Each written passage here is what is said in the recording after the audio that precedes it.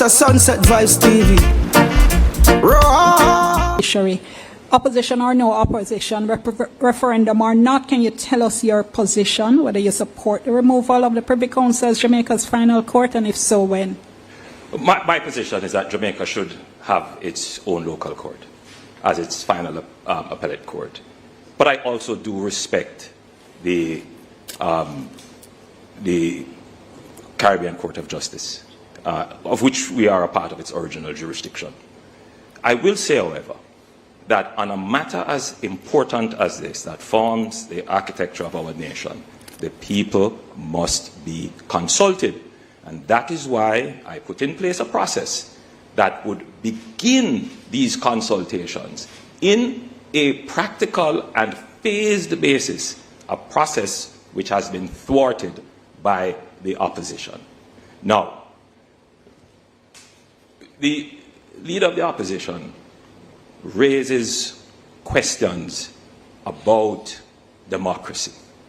On one hand, he does not want to consult.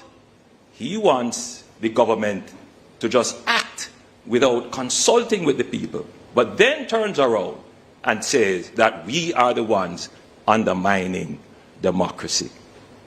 The leader of the opposition must be consistent. Democracy requires us to consult the people on these critical matters. Mr. Golding?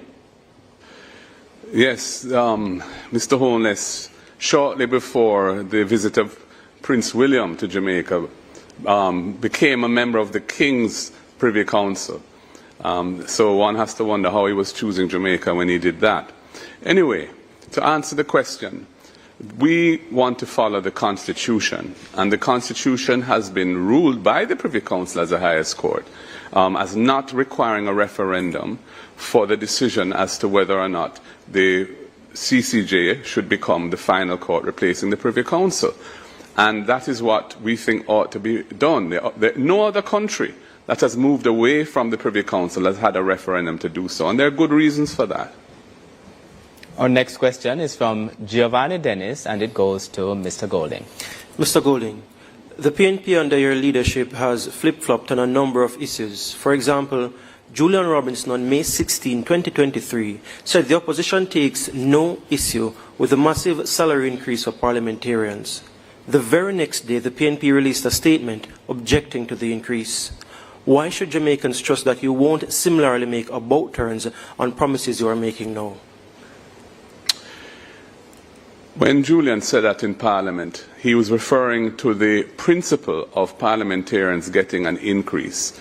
He wasn't addressing the specifics of what was being proposed. We hadn't had a discussion around those specifics. When we looked at the details and we saw the massive increase that the Prime Minister was proposing for himself and for his ministers, we felt it was unconscionable to do that in the context where the public sector workers had just had their salary negotiations under some duress in relation to the teachers in particular, finalized, and many of them were getting 20% over 2 years. That is why we had to clarify our position, because it was not in accordance with what we thought that principle demanded. Now, over time, thinking can evolve. People change their positions on issues. So, for example, we are looking at this whole question of the 3.5 salary, the $3.5 million threshold increase. And we've seen where, as the debt target is achieved and resources can be released, it can be afforded. We weren't calling for 3.5 2 years ago, but we see that the need, inflation, etc., have happened. Cost of living pressures are there. Our evolution, our thinking has evolved, and we think that this is the right thing to do now, and we're committing ourselves to it. So, you know, I don't think the criticism is justified. Thank you, Mr. Golding. Dr. Holness now has... I have to call out that the leader of the opposition is telling lies. Julian Robinson stood in Parliament and said he supported the increase. Clear, and the tapes are there. Secondly, he calls the increase unconscionable, yet he takes it.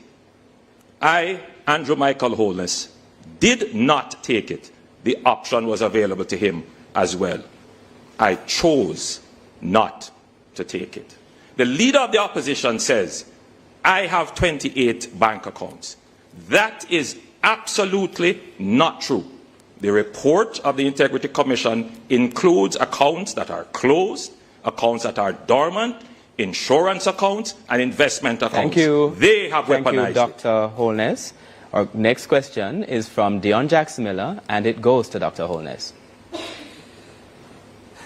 Dr. Holness, in your 2016 manifesto, you said, quote, will make it mandatory that the appointment to sensitive posts be approved by a 2/3 majority in each House of Parliament, thereby requiring consensus between government and opposition. Now, the posts identified included the Office of Director of Public Prosecutions. Not only did you not implement this, but you disregarded the opposition's objections in the case of the recent extension, which led to a court case. Wasn't this a betrayal of the principle of bipartisanship that you had been proposing 9 years before? Absolutely not. And indeed, in some instances, there are parliamentary review of sensitive positions. And I want to be also very clear that the constitutional reform process that we have put in place would take into consideration all of these proposals that were made. We cannot tinker with the Constitution, doing a little thing here and a little thing there, and therefore we decided to put it in a comprehensive process, again which the opposition has thwarted. But since I have some time, let me also address some other issues about the leader of the opposition. In my own Integrity Commission report published in Parliament, there are no findings of corruption. All my assets are in Jamaica, and I have declared everything to the Integrity Commission. The leader of the opposition, however, also had a report from the Contractor General previously, which found that they benefited from public resources in an irregular way. They termed it a sweetheart deal. In my report, there is no such thing. None of my resources are ever connected to any public funds or any public resources. However, for the leader of the opposition, the report was very clear that their operations were considered to be irregular and a sweetheart. Thank you, Dr. Holness. Mr. Golding has an opportunity to respond. The Prime Minister has no interest in bipartisanship. He has strong dictatorial tendencies and really would prefer not to consult with the opposition at all if he didn't have to. And I say that based on my experience with him over the last 5 years. He talks about he didn't want to tinker with the Constitution. Then why did he seek to amend the Constitution as a one-off, tabling the bill and seeking to pass it on the same day to extend the DPP's tenure beyond what was constitutionally allowed? That was tinkering, Prime Minister, so come on. And in terms of Integrity Commission reports, my declarations have been certified every year as being proper.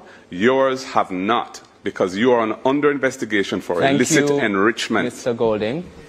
Our follow-up question now, Dion Jackson-Miller has indicated she'd like to use the first of her follow-up questions. On the same issue of the DPP's appointment, Principal Dr. Holness doesn't require constitutional amendments, though. And if it is that you were committed to the principle of bipartisanship, why would you have rejected such strongly worded opposition coming from the opposition leader? At the end of the day, this matter was taken to the court, and the courts decided, and the DPP was reinstated. I want to also clarify something that the leader of the opposition said. The investigations carried out by the Integrity Commission are at an end. I am not currently under any investigation.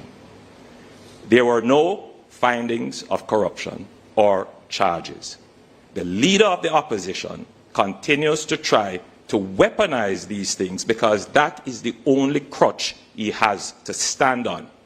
I, Andrew Holness, am thoroughly transparent. Thank you, Dr. Holness. Thank you, Dr. Holness. Mr. Golding has the opportunity to respond. Again, Andrew Holness is being disingenuous and tricky. The Integrity Commission referred his matters to the Financial Investigations Division a law enforcement agency charged with investigating serious financial crimes for further investigation. What was his response? When there was a vacancy at the head of it, he sought to appoint or influence the appointment of somebody who is his close personal friend and who had said publicly on nationwide radio that he didn't see anything wrong in the report on Mr. Holness's financial situation, the Integrity Commission's report. It was clearly a set-up job, and we feel that very strongly that this needs to be addressed. Thank you, Mr. Golding. Our next question is from social media. I'm going to hand over to Amoy.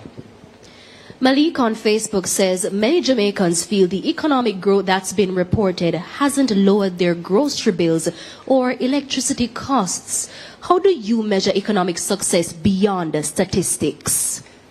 Dr. Holness has the opportunity to respond first. The first measure is income. And 280,000 jobs have been created in Jamaica, which means that more Jamaicans have income.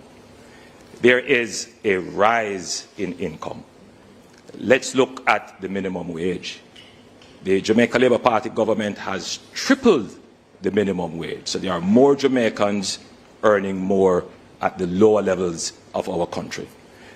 Further, access to basic amenities. 350,000 Jamaicans have access to potable water, and in our next term, we will ensure that the 900,000 Jamaicans which now don't have reliable or full access to water will have access to water.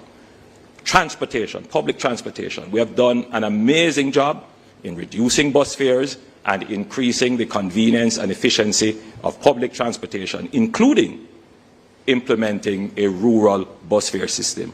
On electricity, we have reduced the GCT on electricity, a promise made by the previous government and not kept. We have done it in a sustainable way. But more importantly, we have not placed any new taxes on the people of Jamaica since our government has been managing the fiscal affairs of this country. Mr. Golding has an opportunity to respond.